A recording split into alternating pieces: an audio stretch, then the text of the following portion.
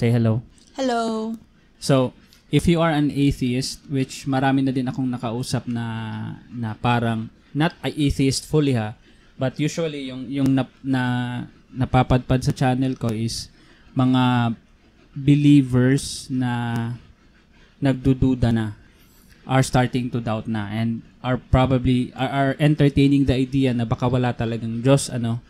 So, yun yung mga nakakausap ko so far. Aside for, and then others, meron din yung iba na nagpipreach, nagko-comment, na nagagalit, nangiinsulto. Those people as well, marami din napapadpad. Pero, ito yung parang napapansin ko lang na very interesting for me. Is yung mga tao na will express na nagda-doubt na sila. And it's not because of my videos, It's not because of my videos. It's because of Atheist Joy's videos. So I'm going to share na lang the story behind this channel. So this channel was created, I think, 2 years ago na. And yung thought process ko, why I decided to create this one is gusto ko na mawala yung misconception. Kasi pag nawala yung misconception sa isang bagay, hindi na ako controversial. Hindi na controversial ang atheism. Manonormalize siya. So that's my at yun lang yung talaga. Paano ko siya inonormalize? How? Would I talk topics about evolution? Yun yung tanong ko dati. Kaya I said to myself dati na I won't ever talk about evolution kasi it's a controversial topic and I don't think ready pa ang Pinoy about it. But turns out many months later, you can see in my channel marami akong videos that are related to evolution. And it's not because gusto ko maging controversial, no. It's just because may nangyari sa life ko, I learned more about it and I unlearned a lot about the topic na bigla akong nagka-interest talaga sa topic, and because I love what I learned, I just want to share it, no? I just want to share it. So yun ang nangyari.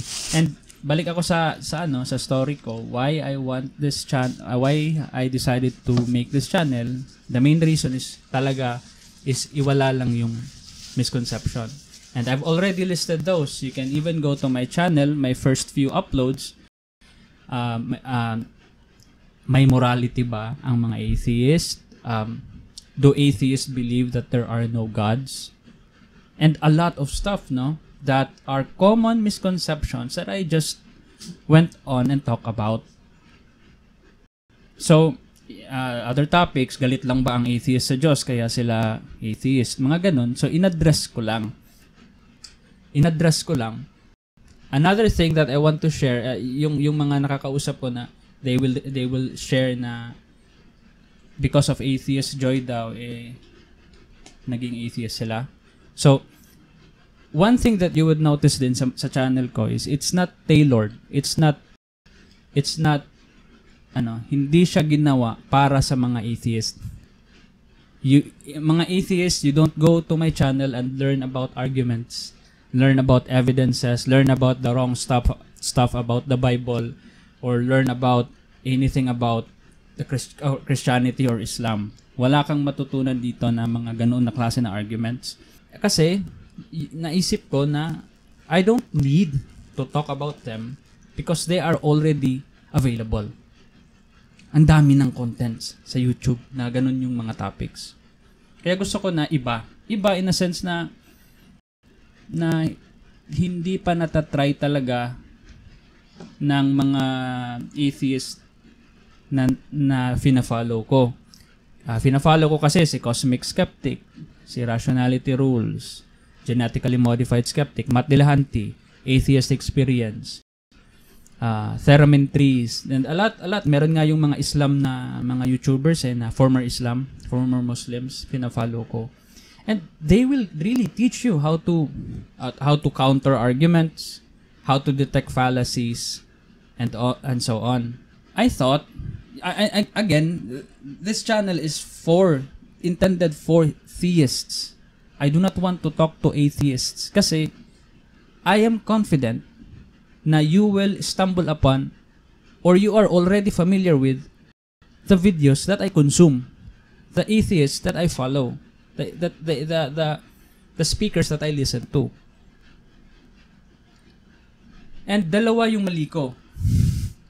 And mali pala ako in assuming na kapag atheist ka or kapag nagda-doubt ka na, I assume na the reason why you are already doubting is because you were exposed already to these YouTubers in YouTube. That's number one mistake, assumption that I made. Mali ako kasi hindi pala lahat ng atheist aware na may ganoon na mga contents. I even talked to a friend and when I shared my channel to him kasi my channel siyang shinere. So, shinare ko din yung channel ko sa kanya, ask him to subscribe, and he was surprised na may mga channel pala na ganito. I mean, how many years na ang YouTube and ako pa yung alam niya na channel who talks about these topics, controversial na topics, na ang daming ganoon. So, I think it's because of the algorithm. If you are consuming videos that are always talking about or mga videos na, for example, prank videos, obviously, lahat ng mga nasa feed ng YouTube mo is all about those na mga genre or na mga type na content. But, yun na nga. Turns out, I was so wrong na hindi pala lahat ng atheist, especially ang mga newbies, especially the yung mga nag-start ng mag-doubt, hindi pa fully invested sa atheism and all, but are just starting to doubt, and they have no idea that these types of contents exist pala. And mistake number 2, I have another mistake. I was assuming na if aware ka na meron sila meron palang ganoon na mga content sa YouTube. My mistake is I was assuming na you consume these kinds of contents. Hindi pala. Hindi mo sila kino-consume kasi English and you are having a hard time understanding English. Kaya kadalasan kasi ng mga comment na natatanggap ko is magtagalog ka na lang. Kagaya ni Atheist Joy, nagtatagalog yun eh. And the funny thing is, I'm Bisaya. Fluent kayo kung mag-Bisaya karon og pisti, yawa unta ka. Dili ko muundang, straight ra ko mag-Bisaya. And I am comfortable in speaking in Bisaya more than anything. But I have to adjust kasi the majority of Filipinos understand Tagalog and speak Tagalog. So I have to adjust. And here you are wanting me to adjust more to speak fluently straight in Tagalog. Hindi ko kaya yun. Kailangan kong mag-combination ng English at Tagalog para ma-relay ko yung gusto kong sabihin. Kasi if I don't, I would sound really bad. Kasi ang Tagalog ko is natutunan ko lang sa libro, which is yung mga libro na binabasa natin sa elementary at high school ay mga very formal Tagalog. Can you give me an example? Like no limitangere kind of Tagalog. Yeah, really. Mm-mm. So, how would you talk to me in Tagalog, for example? If straight, walang English. It's hard, but sige, try Tagalog. For instance, some people were criticizing you speaking only in English. So, please explain. I understand Tagalog. Tagalog, diretso, mag-Tagalog ka. Naiintindihan ko ang Tagalog. Okay. Pero nahihirapan akong magsalita ng fluent. Ano sa Tagalog ang fluent? Yun na nga. Mag-Tagalog ka nga eh. Ng fluent. Nahihirapan akong magsalita ng purong Tagalog. Purong Tagalog. Puro. Oo, yung puro. Kapeng puro. Yun, it's very hard for us to speak. But we can understand, like, it's not a problem for us to comprehend what you are trying to say. And that's the thing, no? That's the thing. That's what, at yan yung problema eh. Huwag mong ilimit ang knowledge mo sa Tagalog version lang ng mga topics. Mali-left out ka. So if you are trying to learn kasi you are curious about religion na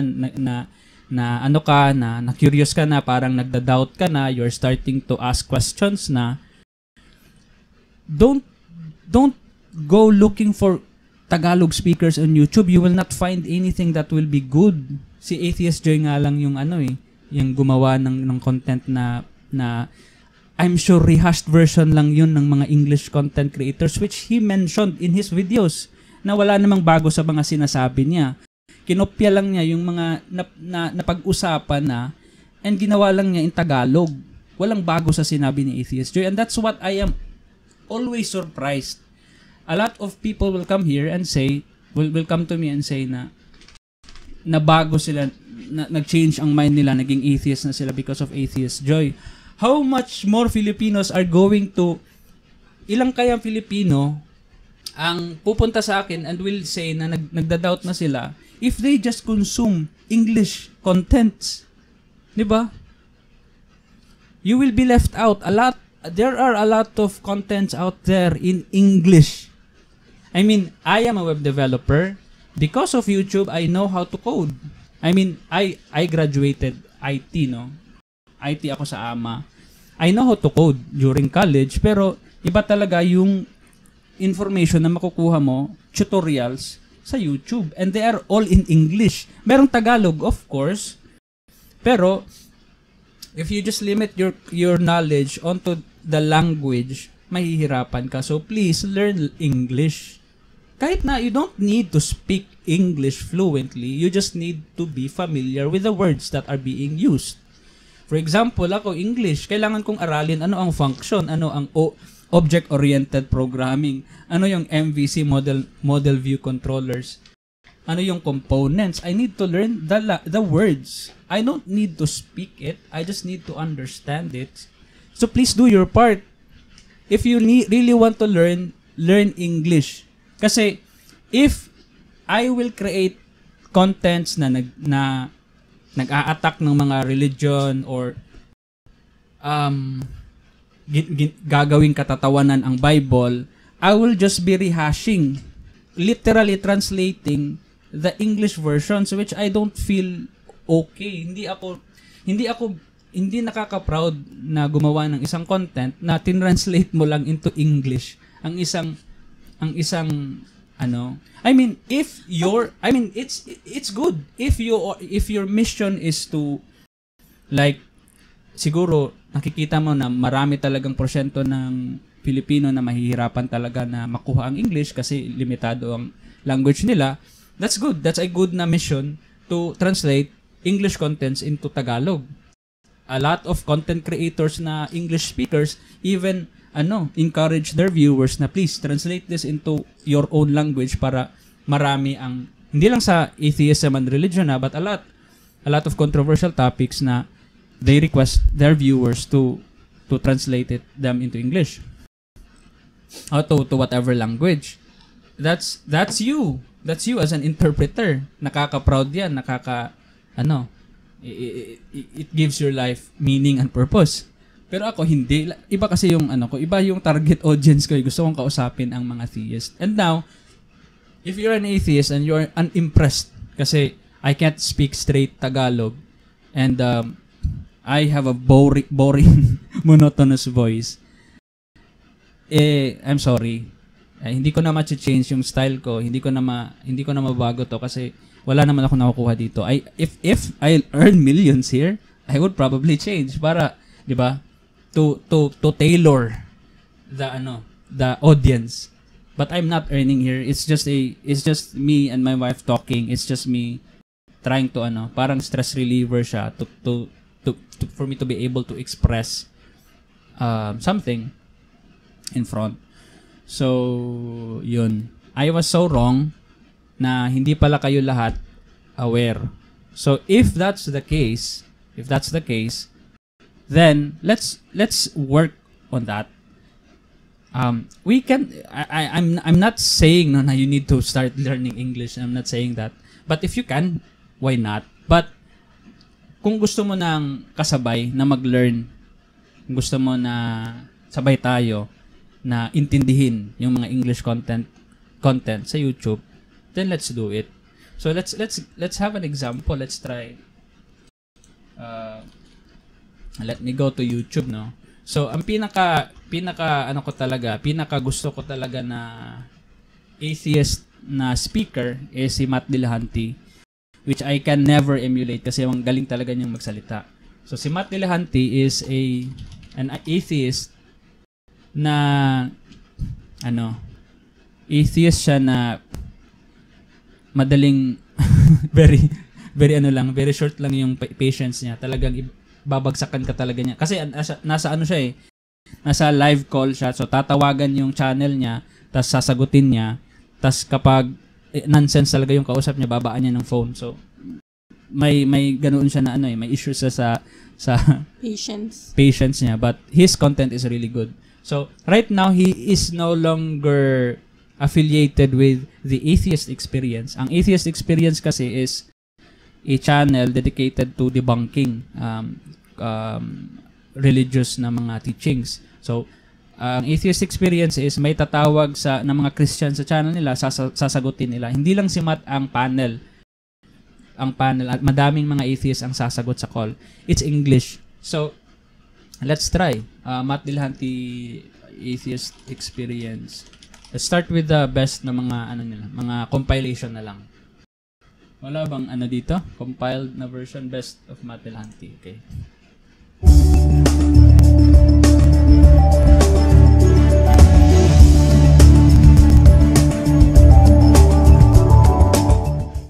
Hey, what about slavery? I asked, because on the third night we debated morality, and that was loads of fun.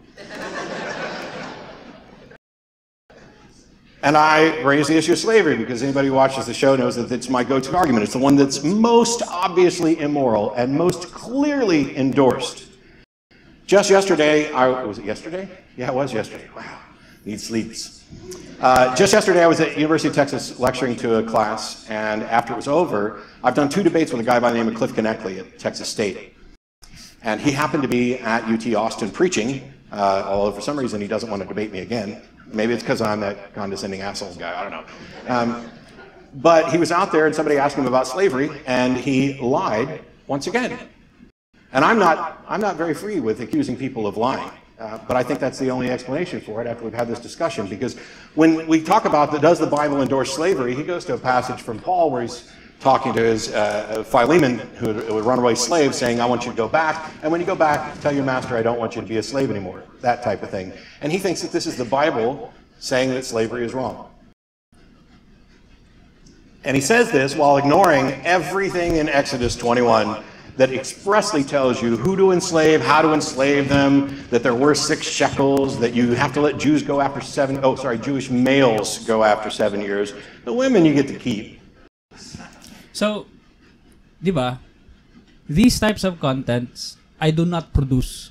I do not talk about the Bible and about how it endorses slavery because yun nga, yung target audience ko is mga theist. Ang gusto ko silang kausapin na, hey, mali yung na belief ang atheism. It is not a belief. Non-belief nga siya eh. Atheist. None. Not a belief. Not convinced. So, yun lang talaga ang trabaho ko dito. Matt Dillahunty, on the other hand, if you are an atheist or if you are starting to doubt, Matt Dillahunty is a good source kasi eto yung mga banat niya. He will really go to the Bible and will talk about the inconsistencies doon. Sabi ng kadebate daw niya, sabi niya doon na ang kadebate daw niya is hindi daw nagtuturo daw yung Bible na slavery is wrong, 'di ba? And quoting Paul. Kinote pa daw si Paul to make an argument na slavery is wrong. And then ito yung parang comeback ni Matt. Yeah, let's just ignore Exodus na sinabi doon sa Exodus paano mang-enslave. paano magbayad ng slave. So that's endorsing. 'Di ba? So it's like steps. I don't please steps. Please if you're a theist, please don't get mad at me kasi hindi ako si Matt Dillahunty. I do not eto lang ini-introduce ko lang si Matt Dillahunty sa mga atheist, mga nagiging atheist na ng mga audience ko. This is Matt Dillahunty, this is how he argues. Mabilis siyang mag-English pero hindi naman siguro mahirap intindihin, no? Please consume English content creators kasi etong mga klase ng mga contents ang makukuha mo, you will learn a lot. So for example, eto nga, he goes into the Bible, he argues about the Exodus, in a way, kind of promoting slavery. And eto pa yung dagdag na context dito, very controversial talaga, very sensitive talaga ang Americans sa slavery kasi they've done slavery in the past. Sila ang lahat naman siguro ng cultures merong mga slaves and slave owners. A lot. Pero sila lang na spotlight, di ba?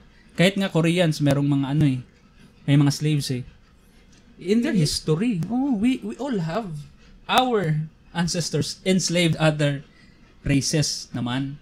Ang bigyan lang ng spotlight is yung sa Amerika. And then plus controversial pa siya kasi it's also very recent.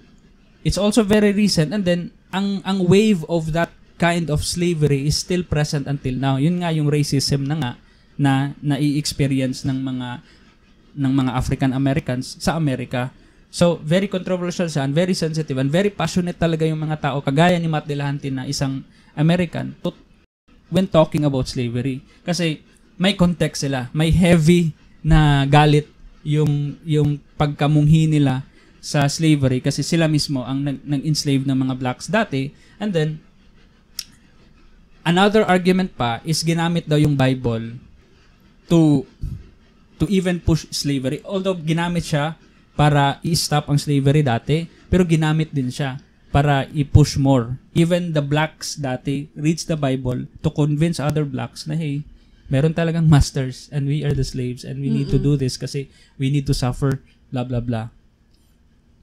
Blessed are the weak, blessed are the poor. So yun. So this is Matt Dillahunty, no? I wish that you go through YouTube and watch his videos. His old videos are really, really good, and I consume all of his videos.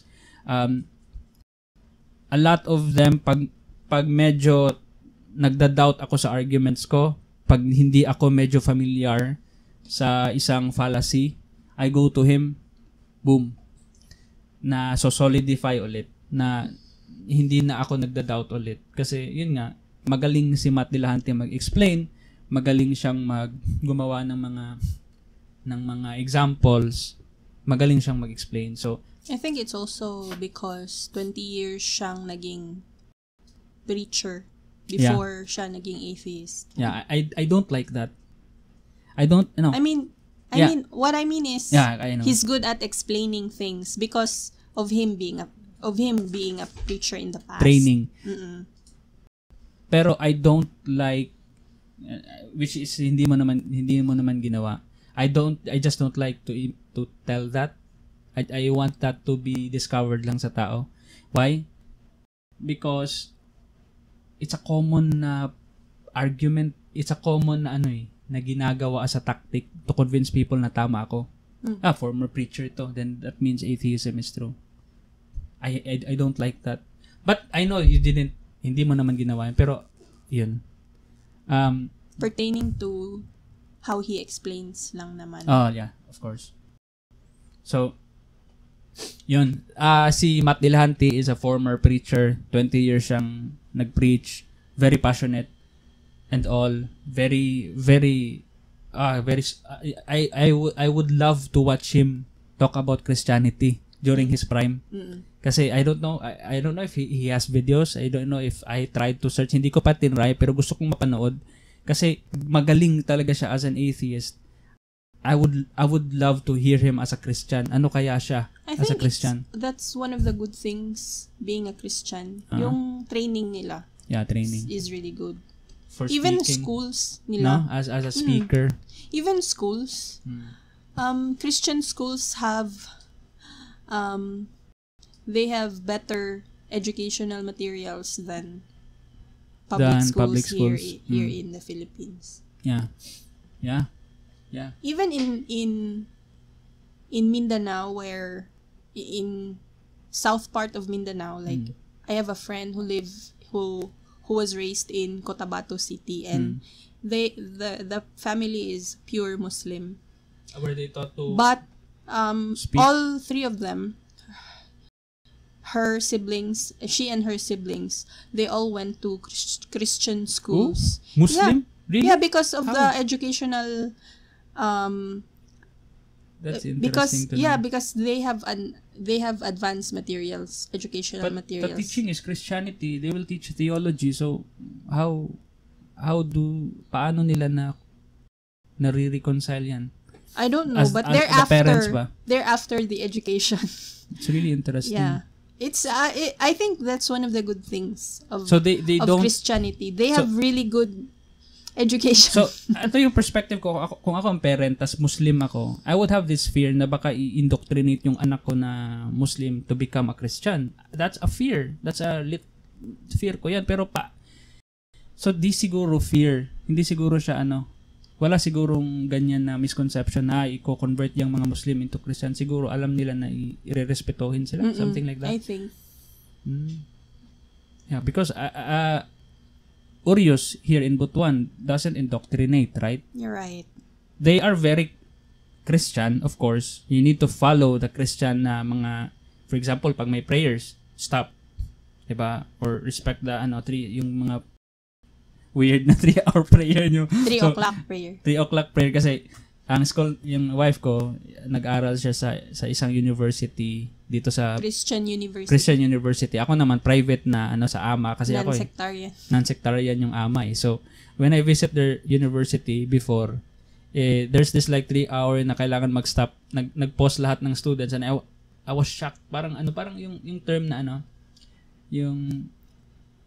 yung ito-troll ka na may magsasayaw. Na yung mob. Oh, mob na I was surprised, kasi why is everyone pausing? May prayer pala. Okay. Yun na nag-sink in. Pero na mindfuck ako na ganito pala ang training dito. But anyways, yeah, of course, school lang yan eh. Hindi siya propaganda machine to convert people into Christians kasi marami naman schools na Christians that maraming Muslims na nag-aaral din. So they are after the education, not so hindi mali yung fear na yun. They don't care about whether it's a Christian. And it's not true.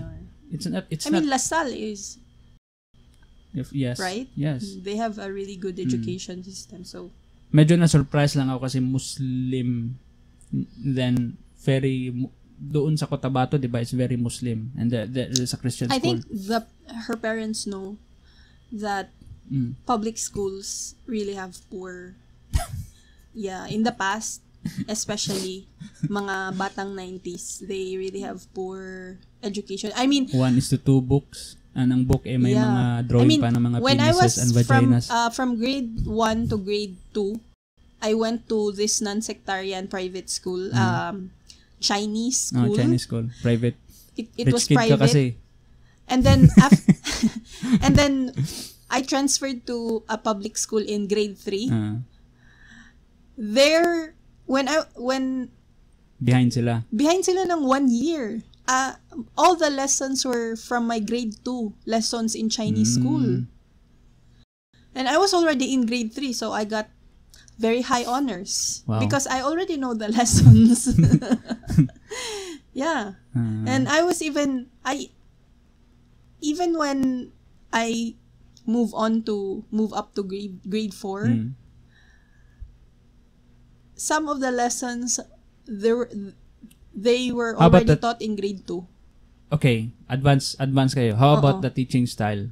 Is it the same or mas better pa din sa experience mo yung same okay. teaching style? Okay. They would physically punish students who misbehave, so it's the same. And it's no longer that of course It's no kasi longer- may DepEd kasi merong may standard kasi, so it's common. In the past, it's common to physically hurt students who misbehave. Yeah. But we don't do that now because we learned better. Nah, it's Exactly. not, yeah, there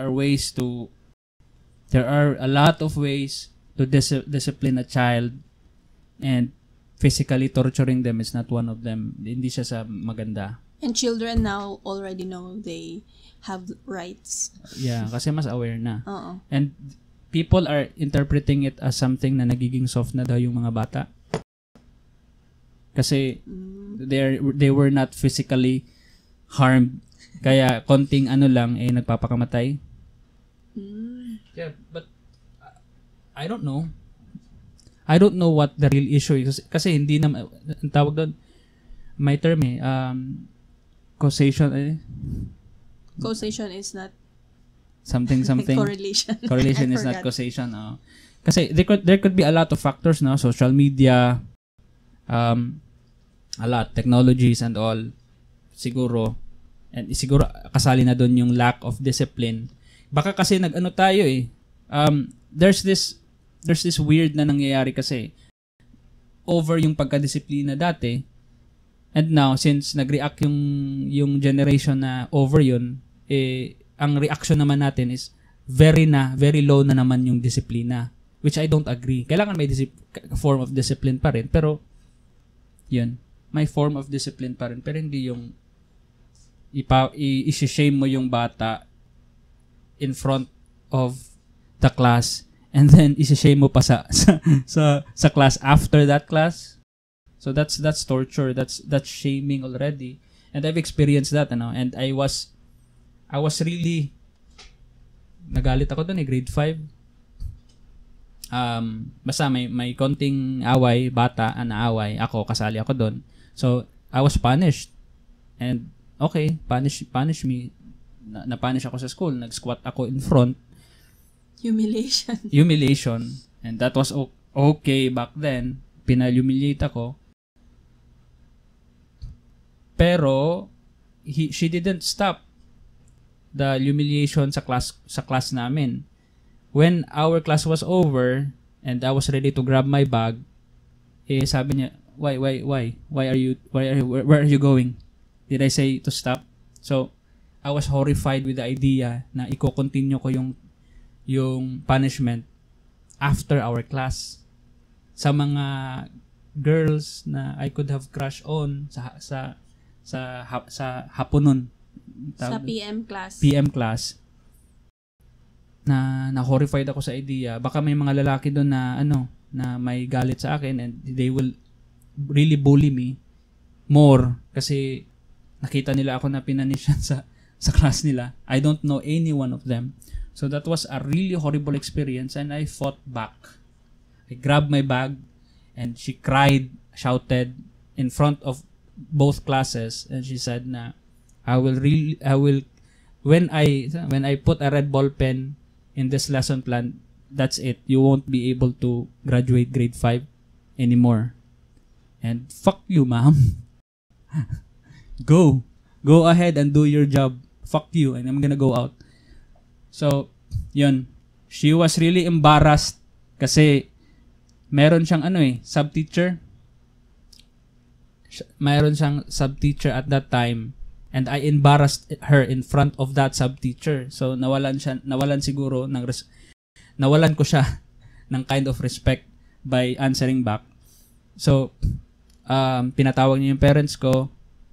Pumunta naman yung parents ko, and my parents defended me. I mean, sabi ng parents ko, I agree with the punishment. Come on, let's do punishments for things na mas mali. Pero that's beyond. The class is over. I mean, you're parang kumbaga sa yung yung jurisdiction mo. Hanggang sa school mo lang, hanggang sa time mo lang. Hinold mo na siya. So yun. That was an experience, and I with regard to punishments, I'm okay with it on a certain level, a degree. Hindi yung over na experience natin dati na sinishame talaga, binabagok talaga yung ulo ng bata sa blackboard, tinatawag na utak munggo, pinipingot. That's fucked up. I mean, you can reason to a child already. They will listen. Why do you need to be physical? The moment na physical ka na is the moment na wala na yung bata. He's too far gone. And you will never be able to fix that child. Kasalanan mo na yun. Hindi mo na bago eh. So, back to Matt Dillahunty. This is a good na person to follow. Let's try ito. So, this is about ito isa. Why I find the question of God extraordinary. Iba na to sa hindi na to about slavery. Ibang video na to, nag-skip na ako. Have I found it rare? Yeah, I've found it incredibly rare. I have yet to find a single example that I find reliable that demonstrates that a God actually exists, despite continued appeals to people to provide the evidence, and I was a fundamentalist Christian for 25 years, and many appeals on my own to God and then to other gods to present themselves or do something of that kind. I know that's not what we're talking about, but yes, I do find it an extraordinary claim. It ties in with something that John had said about his claim that the natural world plus the supernatural world is always going to be a better answer. Well, sure, it's magic. Magic solves everything. But until you demonstrate that anything supernatural has ever occurred, you cannot assert that it's a better explanation. In fact, it may detract from you finding an actual explanation. Something that John seems to think that... This is really good. So, sabi niya dito, sa mga hirap mag-English dyan, try to learn English, please. Kasi ito yung, you will be left out with these kinds of talks and debates. Magagaling itong mga taong ito. And I don't need to copy them. You just need to learn English to be exposed to these knowledge. No? So what he's saying here, sabi niya dito, okay, may supernatural and may natural. That's okay. But until you can demonstrate that What's demonstrate? Maipakita mo na totoo talaga yan, then okay. Maniniwala ako, pero wala kang naipakita so far. Kaya I will say na extraordinary siya na claim. Extraordinary, meaning hindi ordinary.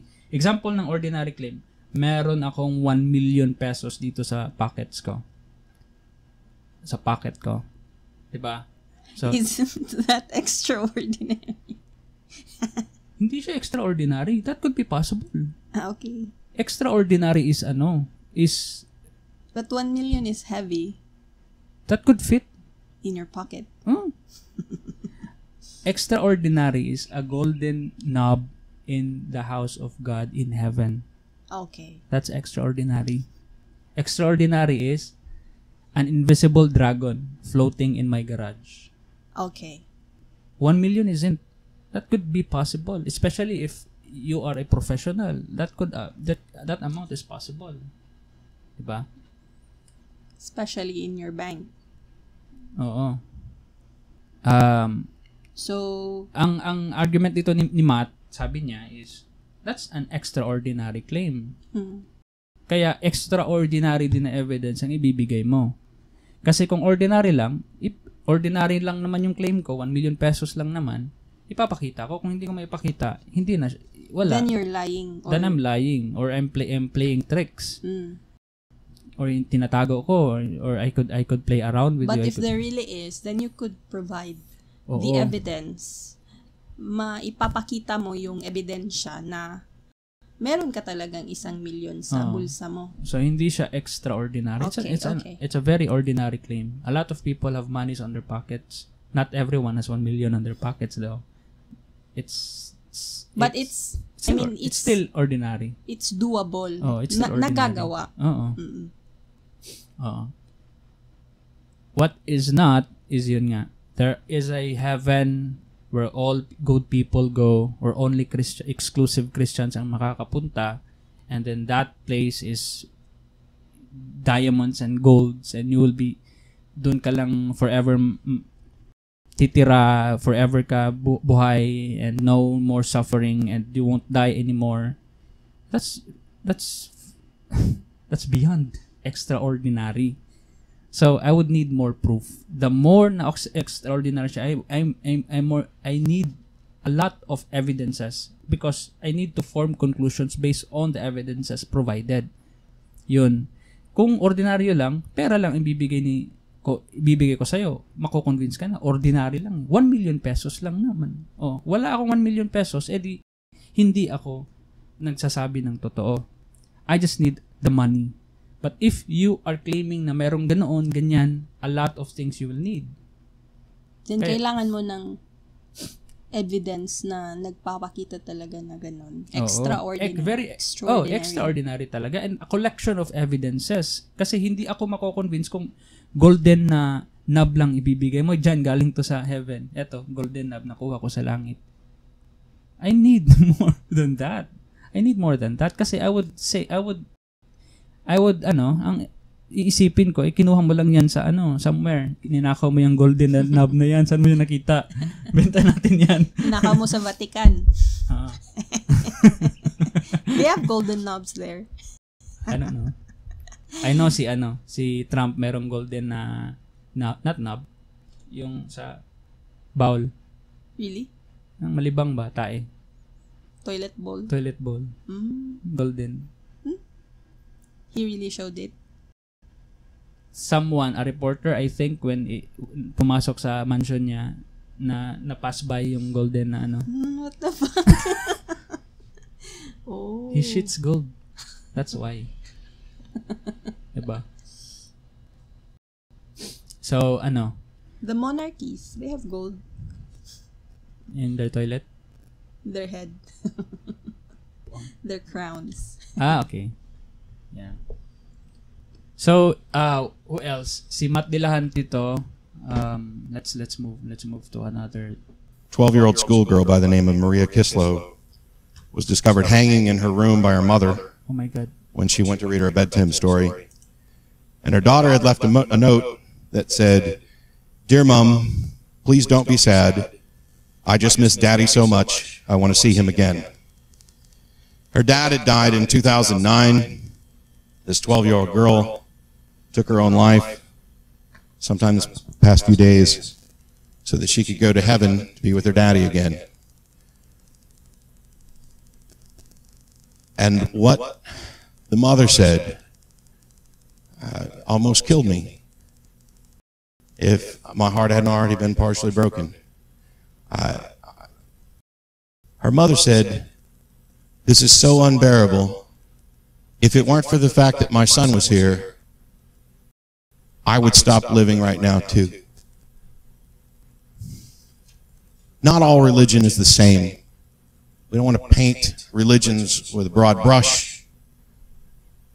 And I'm sure Jason and I have a conversation about religion and evolution, or religion and science. Ito pa, mga idiomatic expressions, yung I don't want to paint religion in a broad brush. Idiomatic yan, di ba? So, that's one thing you need to learn as well. Idiomatic expressions.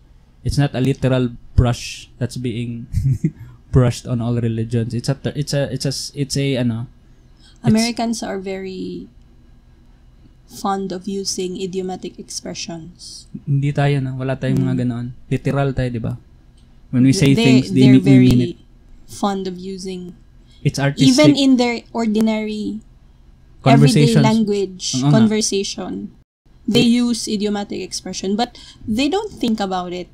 They just use naturally it happen. Naturally. Yeah. So we don't paint a broad brush on all religions. So what he's trying to express is hindi lahat naman ng religion bad. Hindi naman lahat ng religion bad. So yun yung ibig sabihin nun. Hindi yung brush thingy. Ayaw kong i-paint brush lahat na ito black lahat to. Hindi. So hindi malaki yung brush niya, maliit lang yung stroke ng brush niya. So ito lang yung bad, ito okay to. Hindi one big stroke na lahat bad. So that's what he's trying to express. So this is a sensitive topic if you are this is hindi ko na to expect, but this is about a suicide, 12-year-old na nag-suicide because he missed his dad, she missed his dad, her dad. And gusto niya makita, kaya nagpakamatay. And hindi yun ang pinaka-heartbreaking daw, sabi ni Matt Dillahunty. Nabasag na daw yung heart niya sa fact na may nag-suicide na bata. Ang grabe daw talaga na nagpa-shatter ng heart niya is yung response ng mom. The mom said na, kung hindi pa lang sa brother, ipatay na din ako. So gusto mo na din mawala dito. So, yun na nga, in-express ni Matt na hindi naman lahat ng religion bad, pero ito yung resulta na yung unfounded na meron ka kasing belief na there's this like a heaven place for people, for your sons and for your daughters na nandun. You have that belief and you leave people behind kasi for that belief na unfounded kasi wala pang naibigay na konkretong ebidensya that heaven exists. Na nandoon talaga yung mga mahal natin sa buhay and they're living forever. My dad is there. My sister is there. That's a fantastical na na we console ourselves with kasi but the danger part is if literally you believe in it. I mean, so the child killed herself again, religion, just to be with the dad. Exactly. Na patay na. Religion can do wonderful things For example, yung mama ko na sabi niya dyan, dati, I believe. And because I have that kind of belief, mamamatay na sana ako, nabuhay ako. Kasi I tried to believe on the things in my head. Kaya ang mga actions ko is to live, to survive. Kaya nabuhay ako because nakokonsol ako sa idea na may Diyos and all, mahal ako ng Diyos. That's a good thing. We people, marami tayong ways to cope. Maraming ways to cope. We go to our friends, we go to our family, we talk to our best friend. You go to YouTube and make a content like this one. I am coping right now. We have a lot different ways to cope. And if you are using the belief in God and God loving you and God taking care of you, okay, that's a good thing. But if you turn that into a literal sense, that there is a literal heaven waiting for literal dead people, and these things will happen. Daughter nagpakamatay kasi gusto niya makita tatay niya, and yung mama gusto na ding mamatay, kaso she won't kill herself kasi buhay pa yung brother. And the mother herself literally believed in that place, that place is a real thing. They will go there literally and they will be reunited. So again, I think religion is good if you don't treat it literally. Something na will make your mind at peace, make you happy. Okay. But for me, ako now John, you'll ask, John, ano yung coping mechanism mo? Wala kang Diyos sa head mo. I can have a lot of things. I can cry on my own, alone, or I can talk to my wife, or if wala, I'm even thinking of I'm even thinking of the possibility na what if wala na yung parents ko? Where will I go on weekends? Kasi it's a routine of mine to go to my parents' house, visit to them, talk to them about anything. What will happen to me if mamatay na sila? Where will I go? So that lingers in my head, and it's a scary thing, no? What then? Ano yung next? Swerte ka kasi may Diyos sa head mo na kinakausap ka. Swerte ka na you believe in a God, you have a community. Ako, I will have to stand on my 2 feet and try to really survive that kind of horrible na idea. Diba? Na-gets ko niyo. So, that day will eventually come. How will I respond? I will have to try to survive. I will have to try to talk to my own head na, hey, do something else. Walk your dog. Go to someplace else. Talk to another person na hindi mo na parents. Diba? Well, you still talk to your God. Amazing. That's good. The problem is, what if you literally believe on the things on your head. Literally believe that there's a heaven. Literally believe that there's hell. So yun. Ito yung extreme example. Nag-suicide yung bata. Kasi there's a literal heaven eh. I don't need to do suicide kasi pupuntahan ko yung parents ko, doon ko sila kakasapin. Well, hindi siya possible sa head ko. They are already dead. My parents are dead. I mean, in that context ba, the story I shared, if they're dead, I won't kill myself to meet them.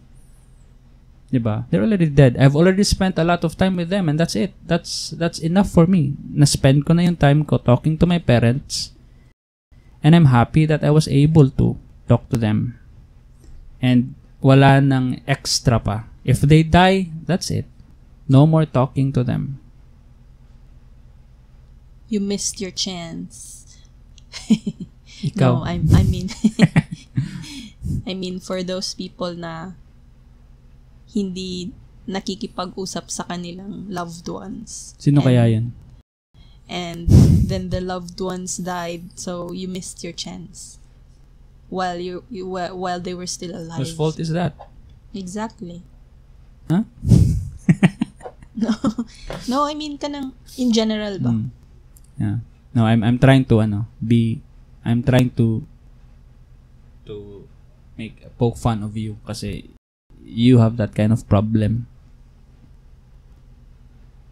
in talking with parents. But you said What? na if I don't talk to them, I have to live with the idea na it's my fault. What? That I wasn't able to talk to them, so live with it. Okay. So you will live with that kind of pain. What a shit. Okay. Okay, we have different life situations kasi. I can talk, she can't.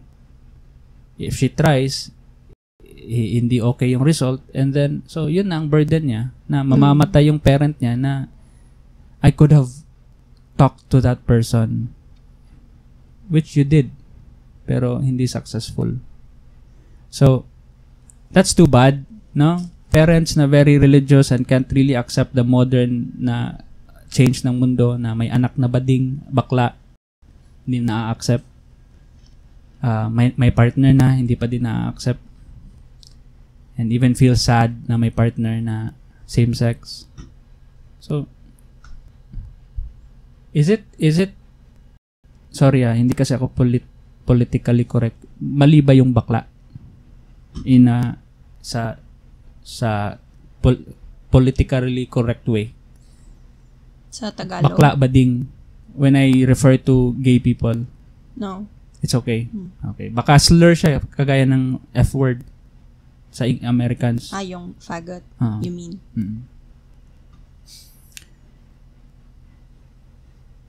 I think context. But